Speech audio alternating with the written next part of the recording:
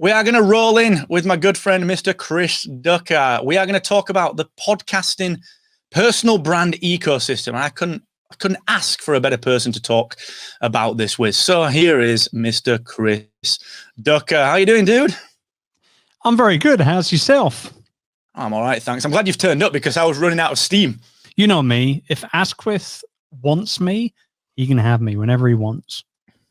And just so we know that this is being recorded, so we will be using that one later.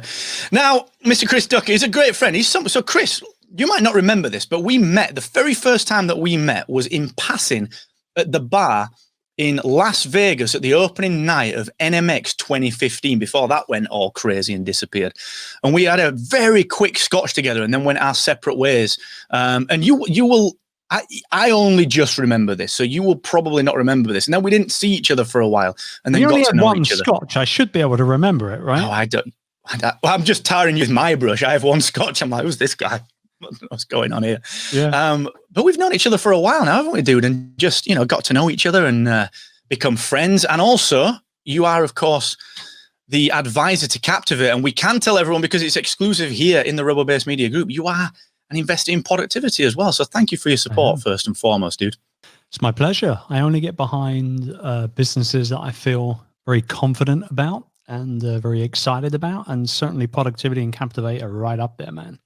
Well, thank you. I appreciate that. And it takes some doing to get the vision out of what's in the head and what you're trying to achieve. You know what that's like. You're a person that's fraught with ideas, and sometimes parlaying that to people is very, very difficult. So yeah, thank you for all the support, man. I appreciate that.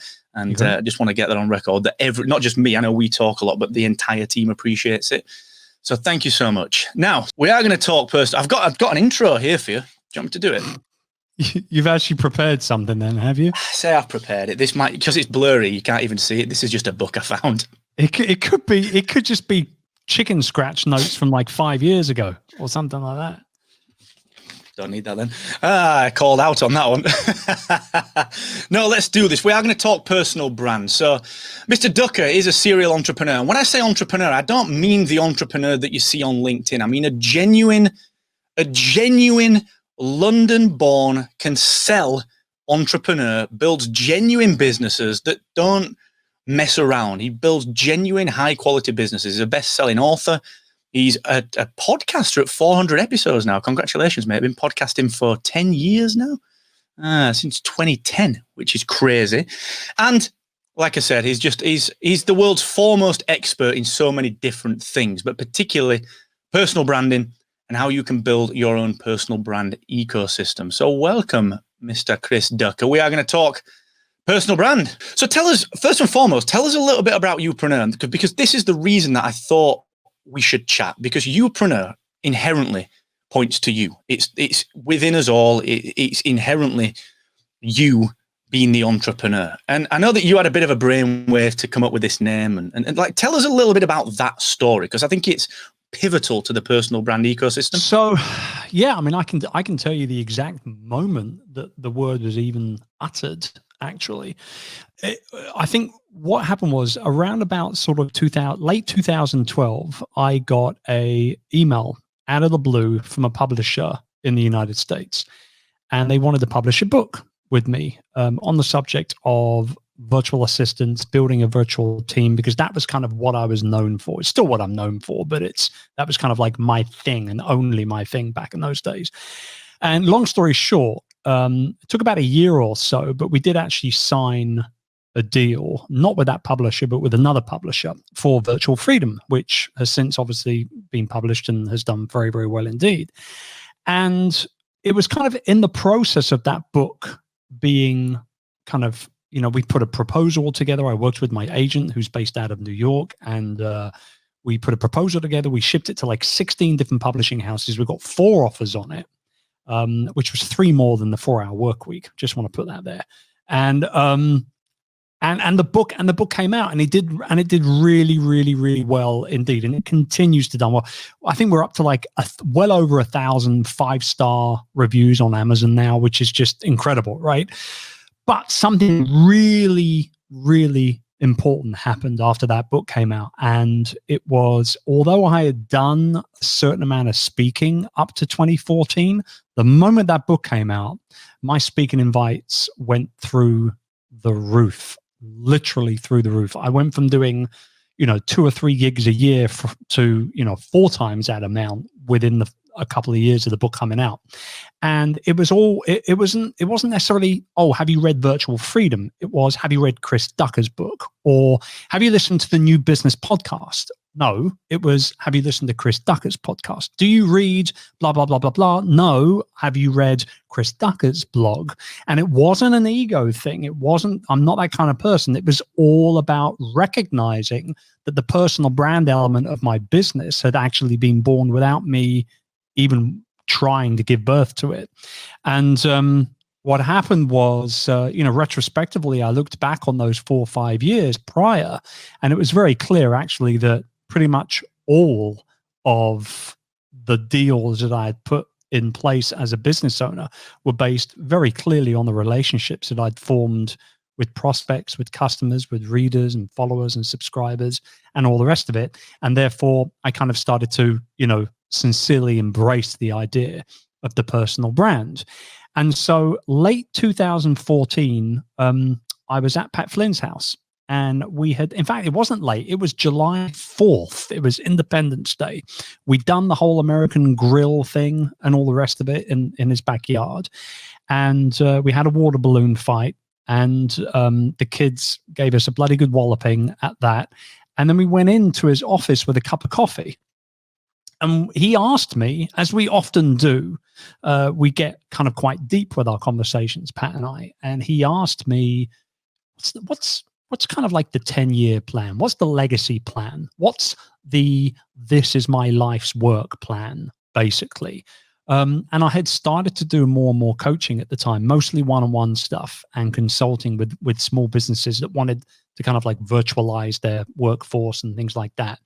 And long story short, I kind of, came up with the idea of Youpreneur because it became very clear to me that I truly enjoyed working with people that either already had a personal brand in place, people like speakers, authors, coaches, that sort of type of thing, content creators, all that, or B, recognize that was the way that they wanted to go in terms of business growth.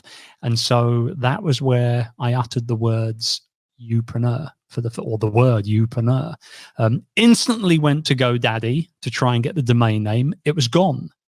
However, I was able to snap up all of the social media handles. So clearly whoever it was that had registered the domain name wasn't really doing anything with it. A few months later, I was able to secure the domain, and the rest is Youpreneurial history, as they say. I hope you use Pat's affiliate link for GoDaddy there, Chris. Make sure to do that. He's got enough money. He doesn't need any more. I'm not going to give him the pound. Are you kidding me? This is crazy. Well, dude, one thing that strikes me with all of this is that what you said right at the center of that entire statement, which was you enjoy working with people. And I'll be honest with you, like, without sounding like I'm just blowing smoke up your ass, like there's so many online entrepreneurs that do the entrepreneurial thing. Like, they make a little bit of money, but then they become this seemingly untouchable force. And you see this in so many different guises. You see it all over the place.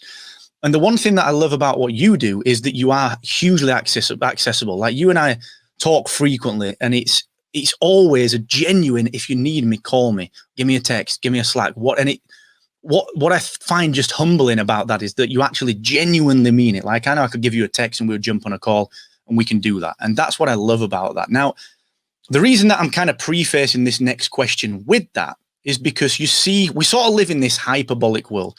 We live in this world where the content creator seemingly has a lot of power, and where you are on this kind of pedestal to a degree. And thus, I think personal brand sometimes gets a little bit buzzwordy when it comes out of the mouths of the wrong people. So let's bring it back down to earth. To you, if you were to just pitch a personal brand and explain what the heck a personal brand is to a podcaster that just records, what is it? How would you sum that up?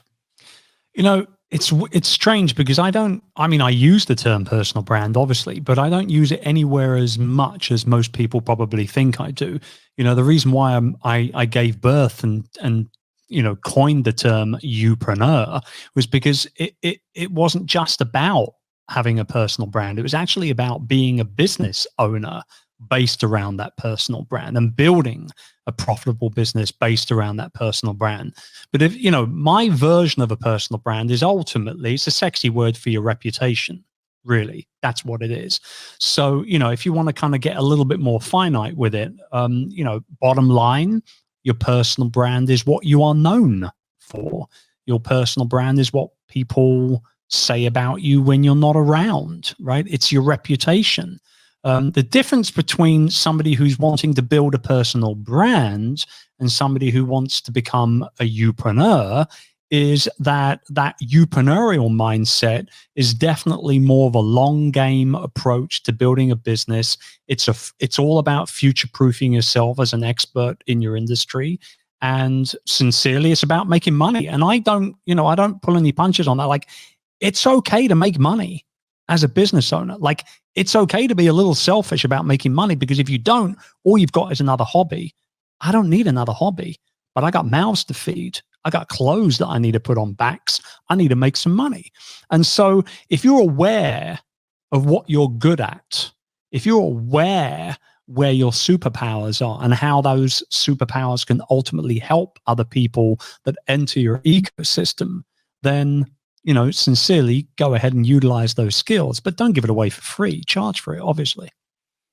Well, that's fascinating. And you're one of the few people that I know that talks like that around not being embarrassed about earning money and not lording it around, but in being in a position where you can say, look, if you're going to listen to me, I need to be able to prove that I can sell something. And I have to sell my own stuff so that you trust me to do your stuff. It's like me building Captivate and productivity and not ever having set foot in the world of podcasting or ever hit record or been to a conference or spoken to a podcaster. Like that would be a very different story, because no one would trust that.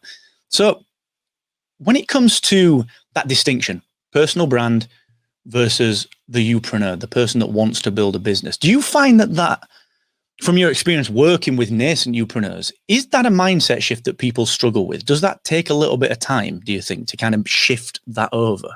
I think a lot of the time people are actually a lot more ready for that shift than they maybe at first anticipate. I often say when I get up on stage in my first 5 minutes of conversing with an audience, I'll often say, it's my job in the next 45 minutes, 60 minutes, 90 minutes, whatever the session is, it's my job to help you identify as a youpreneur. Because for the most people in any audience, they've never heard that term before. It's a made up word. It's like Google, it's a made up word. So I think, however, though, when people start to understand how you can break down exactly the different steps to becoming a successful youpreneur and building that future-proof business based around somebody's experience, once they start seeing the steps, oh, that's me. Oh, I could see myself doing that. Oh, I've already done this. I'm in the process of doing this. And it becomes a lot easier for people to start to kind of take on board and identify with it. But at first, yeah, a lot of people are just like, this doesn't apply to me. I don't know. Or actually, how does this apply to me? How does this apply to me in my industry and my mission? And I don't know whether I've got a positive answer for everybody on the planet to that question, but certainly if they are in my ecosystem in some way, shape, or form, if they're watching my YouTube videos or listening to my podcast or they're following me on social, chances are I can help them over that stumbling block initially. Well, I think what's fascinating as well there, Chris, is the fact that it is slightly different for everyone else, because I think a lot of online training, a lot of online coaching, consulting, courses, memberships, any way that you get your knowledge, I think a lot of that is intended to be quite cookie cutter insofar as, okay, follow this one path, follow this one thing, and you will end up like I am. And I don't always think that that's the way forward. I don't necessarily think that it can apply to so many different people in such a uniform way. I was just saying about the fact that it's not a cookie cutter process. And, the fact that you said if someone's in the ecosystem, you can usually give them an answer that applies to them. And you mentioned something, again, during that kind of segment there, where you mentioned that a lot of people are saying to you, well, wait a sec, I'm already doing this. And that leads me to the point of podcasting, because everyone here is a podcaster. Everyone is using Captivate and podcast websites and the Academy and productivity to build their own brand. But a lot of people are probably doing a lot of the stuff, the positioning, the authority work, the confidence around being a creator. They're already doing a little bit of that already. So do you find that in particular podcasters, are they kind of already 5, 10, 15% down that path of becoming a Youpreneur? They just don't quite recognize it yet? I think that's a great question. I think anybody who's creating content and publishing content online on a regular basis is X amount of percentage down that line already. Whether they set out to be like that or not is neither here nor there. I truly do believe that, yes, the vast majority of podcasters, particularly, I think, podcasters and YouTubers, particularly those two types of creators, are certainly a little further down on that journey stick. And mainly because, it takes a lot to put yourself out there, whether you're on camera or if you're behind a microphone, it takes a lot to put yourself out there. And, to the YouTube comment section, and to tweets and all that kind of stuff. So yeah, I think the majority of people are definitely along that journey stick a little more than they probably anticipate.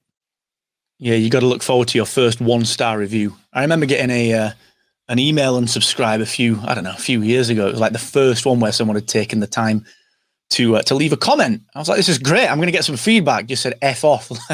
All right, we can deal with that one. And best comment I've ever received, ever, period, across all platforms online, was on a YouTube video of about, I don't know, maybe 4 years or so ago. Somebody said that just saying it now, it's still ridiculous. It makes me laugh. Somebody actually said that I had a head shaped like a peanut, which I think is just great. I love it as well, because they're trying to be all stinging. They're trying to be all, trying to be all mean, and you're just like, is this really a peanut head? I love that. I just hope I'm a dry roasted peanut, not just like a regular raw, unsalted, boring peanut, Yeah, you want to be the high quality pub peanut. I understand completely. Yeah. Some of the mistakes that people make in personal branding early on, and like I said, you helped me clarify a heck of a lot of this stuff. I was nervous about going full bore into podcasting because I was coming out of agency land, and I was used to that kind of relationship with clients and people that you work with, and it was very difficult for me. But then when you at that foundation mastermind, you basically said, look, thought you got to get that sorted. And I did. We went full tilt into it, and off we go.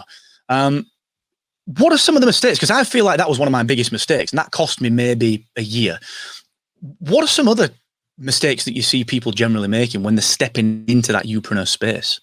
Probably one of the biggest mistakes that I see people making is that they go into this with too broad of a niche, way too broad of a niche. And niching down, although initially can be a little scary for some people, because you think smaller pool of customers, smaller profits. No, that's not the case at all, right? The further you niche down into a particular industry, the more you can charge. Yeah, you might not work with as many people, but the chances are you'll probably end up making a lot more money, because the people who you do work with are going to be more likely and willing and ready to spend more money with you in doing whatever it is that you're doing. It's like calling yourself a painter, but once you start calling yourself a portrait painter, all you're doing is getting referrals from people that you've painted portraits for other people who want more portraits done. And it just becomes, ultimately a snowball effect. And it does become easier to find the right type of people to work with as well, because, one of the phrases that you use a lot in your communications and obviously conversation as well is market like a magnet, and, you repel the people that you don't want to work with. And what fascinates me about that idea is that a lot of podcasters, and generally, they're not marketers. No one told them that they need to become a marketer. That's why a lot of our content is marketing for podcasts. That's why we do this event. And it's the single biggest question that comes up. And having worked in broad scope and having worked in niches like with Captivate, the world's only growth-oriented podcast host, there was a reason we chose that, because people that want to grow, they come to us. It's simple. Having worked like that, is it fair to say that a lot of the qualification of your leads, a lot of the qualification of your customers becomes a little bit easier, and you don't have to do as much work once you've got over the fear of niching. You don't have to do as much work to then convert them. Is that fair to say, or is that oversimplification? No, that's absolutely fair to say, and it's bang on the money. It's exactly what it is. And not only does it become easier, your messaging becomes a lot more acutely aligned with that target avatar or that perfect customer that's out there. And once your messaging is more concise and more clarity driven, the buying decision for those customers within your ecosystem becomes a lot easier for people to take on board as well. And in an industry, particularly as an online business owner, in an industry where there are a lot of people potentially maybe doing and saying roughly the same things as you are, particularly, say, for example, the podcasting, the fact that you went into this thing with Captivate being called a growth-focused solution, that's enough. That's different enough for you to stand out. That clarity-driven copy is enough for people to remember and say, oh, well, if I want to grow, I got to be with Captivate. And I think, the online industry as a whole is a very, very noisy, crowded space, regardless of what, sub-industry you might be in. If you're doing business online, pitching people stuff to buy online, it's a very crowded space, period. So if you can do anything at all to be able to make buying decisions easier for your customers and for your prospects, then you should absolutely do it. And that brings us right back to Youpreneur, being a Youpreneur and cultivating a personal brand that you can then sell from, because the only thing that genuinely makes us different from day dot is that it's us, it's me, it's you. You could say the same thing, but we would say it in very different ways, and it'd be upheld by very different beliefs, and there'd be overlap, and there'd be contrition, and so on. So it's a fascinating concept. Now, I kind of want to expand this through to the ecosystem, because I first saw you do this talk about personal brand ecosystem, I think maybe at Retain or maybe even at Youpreneur Summit, which takes place every year. Looking forward to this year's virtual summit as well. So round of applause. Let's talk ecosystem. What the heck does that mean? If I'm a personal brand person, if I've got a podcast and I've been taught to get sponsors and all of this stuff that is just kind of guff out there in the podcast world, you are coming in and you're saying, Marco, listen up, we need to talk ecosystem. What does that mean, and how does it correlate to business? Yeah, I mean, simple answer, really. I mean, Google ecosystem, and you'll see it will say something along the lines of a group of interlinking, interconnecting links, or something to that effect. To kind of bring it down to layman's terms, in terms of the youpreneurial business model and building a business based around your personality, your experience, the people you want to serve. What it really ultimately means is having a number of different ways to be able to help those people, right? Whether it be through, free content or paid online services, maybe it's offline opportunities and experiences, whatever it is, it's about having a number of different ways to be able to help people. And that's really, and here's the other thing, we stumbled over it. I'm not going to lie. Like, I've been doing this for years, 15, 16 years, from one business to another that I've even owned or operated or invested in or been a partner in or consulted with, whatever it is. It's called redundancy. It's called not putting all your eggs in one bloody basket, is what it's called. And so it's just smart to be able to have more than one thing to sell people. Now, I'm not saying that it's sometimes not a bad idea to just simplify, but what I am saying is that if you really want to be future-proof, you've got to build some level of redundancy into what you're offering your customers, whether it be different levels, different opportunities, different portals, different products, whatever it is, right? And so, I can break it down for you real quick if you want, in terms of the way it works. Do you want me to break it down a bit? I always want you to break things down. Come on, let's break it down. We're not going to dance, all right. So basically, you're looking at a 5-step process, right? Or 5 different stages of being able to build this ecosystem. And if you imagine it in your mind, if you may, as a ladder almost, starting at the bottom and then going up, right? So At the very bottom, we've got stage number 1, which is ultimately about building your audience. So if we're talking podcasters, you are either podcasting on maybe a weekly basis. If you're a little bit bonkers, you're going daily. Maybe you're going on a seasonal approach, one way or the other. You're serving your customers on a regular basis by providing podcasting content for them to be able to download and enjoy on their phones, on their computers, in their cars, whatever it might be. So that stage 1 is ultimately building your audience from scratch. Stage 2 is actually where it starts to get a little bit more exciting than that. And that is, there's 2 different aspects to this. First and foremost, it's about amplifying your message, right? A great way for podcasters to amplify the message between, or rather behind their show and what they're all about, is actually to get on other people's podcasts. And if I had to pick one marketing strategy for anything in my world, I would say get my ass onto podcasts as much as physically possible. And more importantly, actually get onto very relevant podcasts. When I did my first book in 2014, I think I did 60 interviews in the space of about a month or so.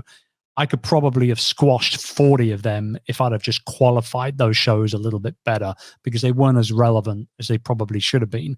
When we did it again in early 2018 with Rise of the Youpreneur, which is my second book, we only did 22 interviews, which is actually really small compared, particularly more so because of the fact that I've been in the industry for so much longer and I knew so many other big players, right?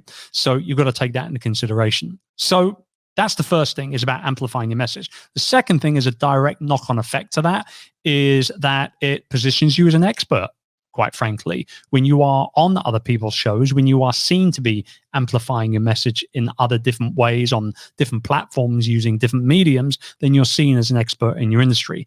And you want that. That's part of the Youpreneur business model, right?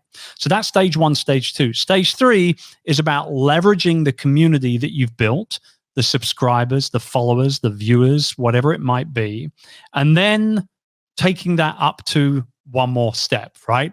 So one more step could be potentially to launch and grow a membership site based around your expertise and amplifying that community. Possibly it could even be sitting down and writing a book and getting that book out into the world and having that snowball effect of actually having that community help push that book out into a wider circle as well. And I've done both of those things, and they work very, very well indeed in terms of expanding your reach and being seen as an expert with a wider based audience, right? So that's stage 3. My stage 3? Yeah, stage 3. Stage 4 is about making money, like real money. The chances are you're probably making a little bit already, whether it be through sponsorships or affiliate, marketing or something like that. But stage 4 is really where we open up the faucet and we start letting that monetization juice run quite nicely. So it's things like producing a digital course that you can produce once and sell over and over and over again, whether you're doing in an open and a closed door scenario, or whether you've got it on evergreen and it's being run through email funnels or Facebook ads or whatever. Great way to be able to make money literally while you sleep is to have that flagship course in place. You can start speaking, whether it be in person or probably a little bit more of an opportunity nowadays is via virtual. You can start charging for keynote speaking or do breakout sessions and things like that. There's also the opportunity to potentially maybe bring on board a group coaching opportunity for your community in some way, shape, or form. So these are people ultimately understand at this point in the game, your community is in a position, regardless of size, where 20% of it are going to be willing to invest in spending more time with you personally so that they can ultimately fast track their own journeys, right? They're following you because you're an expert in whatever it might be. Therefore, it's only natural and a given, as far as I'm concerned, that 20% of that audience is going to be willing to pay to access your data and to download it from your data bank into their data bank to further their career and their journey a lot faster than probably you had to do it, because you might have had to learn it the long way, right? So that, that's kind of like a major turning point in this entire business model, is to recognize the fact that people will actually pay for access to you. It's a real thing. It happens every day. And then you got things like, more deeper sponsorships, more deeper partnerships with maybe products or service providers and that sort of type of thing. And then really the last stage is about really just slamming a load of gasoline all over the fuel, all over the fire. And that's, things like multi-day conferences. You mentioned Youpreneur Summit a little earlier on, although we won't be doing it this year. We'll come back even harder and bigger and better next year. A high-end mastermind. I had my roundtable mastermind, which is limited to a very small, intimate number of people, but I charge them. They invest a good amount of cash every year to be part of that. There are, joint venture opportunities, investment opportunities. Like you said, I invest in productivity and advise both productivity and Captivate. All these opportunities, they will come about based on the fact that you're building that ecosystem of expertise around a community that you really enjoy serving. And then obviously, things like any kind of joint ventures or influencer deals that you can potentially land with, everything from microphone companies to, billboard operators, whatever the case may be, based on your niche. And that really, in a nutshell, is the Youpreneur ecosystem. When I look at ours as an example, we have the membership, we have merchandise, we have our big conference every year. We have a course coming at the beginning of next year. It's the one gap that we've not filled yet, but we are filling it. We've got a group coaching program with the Youpreneur Incubator. We've got a high-end mastermind with the roundtable. And there's books, there's podcasts, there's everything else that's in that ecosystem as well. And it's a 7-figure business. And that is something that's been built from the ground up over the last 5 years. There you go. I broke it down. I hope that was helpful. Right, keep doing more chicken scratch on my notebook here, dude. I can't keep up with you. I've not written for 10 years. What's going on? I will tell you, if we're on the subject of monetization, let me clarify, there are a lot of different ways to be able to make money out of doing what we do in this kind of business of you model, as I call it, right? But there are 5 big money-making ideas or strategies that everybody should engage with at some point in that ecosystem build-up. So number 1 is coaching. It's the lowest hanging monetization fruit. It's not the most scalable, obviously, due to the fact that a lot of the coaching you might do at first might be one-on-one. You're trading time for dollars ultimately, right? But then you can go to a one-to-many approach like we do with the Youpreneur Incubator and with the Inner Circle Roundtable, right? So coaching is a great monetization strategy, fantastic strategy. Second is affiliate marketing. Everybody in this group is super smart. They know what that is. I don't have to talk about that anymore. Third is products and services. Perfect example, Virtual Staff Finder was born in late August 2010 as a virtual assistant recruiting company. That was born out of a blog comment. So the takeaway there is to listen to your customers, listen to your subscribers, listen to your readers, your viewers, because they will tell you what they need from you in order for you to go ahead and create solutions to their problems, right? Number 4 is memberships. They're reliable and they're predictable and we love them, but they sure as heck are not passive. So if you want to sit back and have an easy life, then I don't suggest that you open a membership anytime soon or start a membership anytime soon. If you want to charge people every month, you got to show up every month, plain and simple. And then the 5th one is my favorite. It's not the most profitable on its own, but it can lead to lots of more profits in the future as a knock-on effect, and that is running live events, whether they're now in person or virtual. I think the whole kind of virtual event thing is going to become so normal that people are just going to just say events, and it'll mean in person and online. And so bringing your community together here is what it's all about. And to use an analogy, say, because we're both big Star Wars fans, Mark, to use that analogy, like as cool as Luke Skywalker is, he's the hero, right? I don't want to be Luke. I don't want to be the hero. I want to be Obi-Wan. I want to be the guide. I want to be the person that gets other people to hero status. And when you put on live events and you bring people together, that's exactly what happens. And we all know Obi-Wan is the most badass, so I appreciate that analogy, man. So good. So good. So good. Let's do it. We're going to be doing a virtual event on Star Wars soon. That will happen.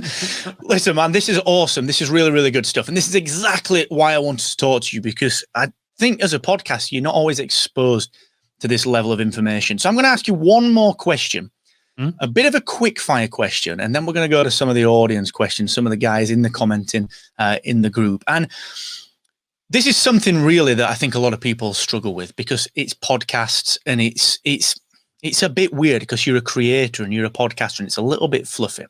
But if you are serious about growing a business and actually making money, what's the metric that you should care about? I see so many people focused on downloads, and I don't see personally that as being the thing that I should care about growing, honestly, that much. If you were starting again, what single metric would you choose to grow? I think that, sorry, I've just seen Andrew's comment. Obi-Wan has a head like a peanut. See, I can't. It's not possible for me to see that and not. Gee, thank you, Andrew. Hello there. I think, if we're talking online business, the comments are getting ridiculous. If we're talking online business and we're talking building a business online via utilizing podcast as a platform, right? There's only one metric that really matters, other than very top of the pyramid, engagement, right? Very, very important. The engagement is what it's all about, plain and simple. But if there was one thing, it would be my email list. You got to get people out. You need to get people off of their phones, out of your show, and onto your email list if you truly want to build a successful business based around your podcast. You have got to get people on your email list, plain and simple. I totally agree with that. And in fact, this is not even planned, but this is a brilliant answer. In fact, in 2 weeks' time, 2 weeks today, we're going to be releasing Captivate Websites version 2. You heard it here first. And on there, we will be allowing you to gather emails via an opt-in form and lead magnet section, integrated with Aweber, ConvertKit, MailChimp, and your own HTML. So if you use something else, paste your HTML in, we'll sort the rest out. So as a podcaster, channel shift people from listening into your email list, and it's all going to be free with Captivate. Now, Chris, this has been brilliant, man. We've got a few minutes left. So first up, thank you for that amazing breakdown, that amazing rundown. It's pleasure, mate. Super valuable. Super valuable. I don't think you're like a peanut either. Don't forget that guy. I don't think that. I'm all right with it, to be honest with you. I'm fine. There could be a lot worse they could be saying. So let's not mess around. That is fair, actually. Fair play. Now, we've got some amazing questions coming, and we'll quick fire through these. So Becky Dye has raised an interesting one, which was actually answered in the comments as well to a degree. So Becky has asked, and Becky is local to us, runs a fantastic audio drama show. How does this personal brand ecosystem, how does it apply to an audio drama podcast? Because that feels creative and it feels narrative. Like, how would you instantly answer that one? What's the first thought that pops into your mind? I mean, it for me, it's no different to an author, whether it's fiction or nonfiction. You're creating I'm assuming a show based around yourself and whatever it is that you're sharing. Like, that's your brand, that's your reputation right there. And I mean, can you make money out of it? Absolutely. You could charge people for extra, access to certain bits and pieces. Let's say, for example, you're an audio show that's based on fiction. It's a crime show. You've got characters, you've got plots, you've got twists and turns and all the rest of it. Well, as you maybe, sell people into a patron setup or just a regular membership setup, whatever it is, it could just be an ebook, right? Or a weekly email that you send out to somebody. This week we're going to be diving into David's background, what brought him to the town where he's now suspected as a triple homicide, yada, yada, yada. There's so much you could do. And if you've got real, true fans consuming that content, there's a lot of different ways you can monetize it. Some deep stuff going down in your village, dude. I'm on the edge of the village. I'm safe. I can escape quickly. Watch out for David, man. He's crazy. Oh, my. So Annette has asked a great question, which is, how do you identify your superpower? How do you actually figure that out? I got a really easy exercise for this, like piece of paper, line down the middle, 2 columns. Column number 1, you write down all the stuff that you're really bad at, like the stuff that you suck at, right? You know what it is. On the second, on the second part of the page, you write down all the stuff that you are really good at. And you also know what that is as well. And then what you do is you circle with a big red broad marker the one thing on that second list that you feel you can have the most impact in other people's lives doing. It's not about you, it's about them and how you can help them. My virtual mentor, who I never met, Zig Ziglar, said it best. You can have everything in life that you want if you would just help as many other people get what they want. So whatever that superpower is, ring a nice big round circle around it and then go to work with it. That is just a mindset that so many people don't understand, that to get what you truly want, it's much easier to do that if you're helping other people to get what they want. It changes your life. So I completely agree with that. Now we've got time for one more question, I think. We've got more time built in for questions later as well. So anything that we don't get to on here, we will get to a little bit later in one of the kind of breakout sessions. So we've got time for one question now, which is going to be from Natasha. Natasha wants to produce a cooking show, but to boil it down, pun intended, I'm sure there, Natasha. That's good. Boil it down to, it is good, isn't it? But boil it down to historical cooking, focusing on bizarre foods that people actually ate. Is that niche enough to focus on crazy old recipes that people did actually eat? Absolutely. It sounds it, doesn't it? Like, that's really specific. Absolutely. And I feel like that's the kind of thing that I would watch if it was on Netflix or something. Like, I don't like the idea. I don't know. Maybe I'm getting bloody old now. I don't know. But I don't like the idea of like sitting down, like idling my life away watching, like my daughter right now, my millennial 22-year-old daughter is watching Selling Sunset on Netflix. And I walked into the living room on occasion watching this when she's watching this show. And it's the most ridiculously boring, mundane, overrated drivel I've ever seen in my life. And she's totally into it. Like, and it's like, there's 8 episodes or something. It's like 4 hours of content per season. I'm amazed they even got past the first season, quite frankly. It's that bad. But she's into it. I'm not like that. I would much rather watch people eating bizarre, weird, old-fashioned foods, where they came from, why they began, why people ate them. Was there some mythical power they thought they were going to get, or, a longer life or longer something else, right? Like, whatever it is, like, genuinely, I would get into a show like that. That's a great niche. What a cool idea for a show. It really is, isn't it? And if not liking Selling Sunset is getting old, then high five to getting old, because I'm in for that. I am so in for that. And but by the way, totally monetizational, totally monetizable as well, because you show people the historical part of that style of cooking. You focus on the bizarre foods, the ingredients, the methods, even the apparatus that people use to make those dishes, and then you put together your cookbook or your membership course where every week they get a new recipe to try at home. Totally money to be made in something like that as well. Yeah, absolutely. So a fantastic question, Natasha, and good luck with the highly niched historical food podcast. Look forward to it. Send me a link. I want to know. I want to know when it's out. It's going to be awesome. Yeah, I'm so up for that. Well, listen, Chris, thank you, mate. This is massively appreciated, as always, and thank you for all the support that you give Captivate and Productivity. And I know we'll be chatting very shortly, as always, mate. But listen, thank you so very, very much. And I'll drop you a text. I'll send you that screenshot. All right, mate. Talk to you soon. Thank you, mate. Much love. Okay, good luck.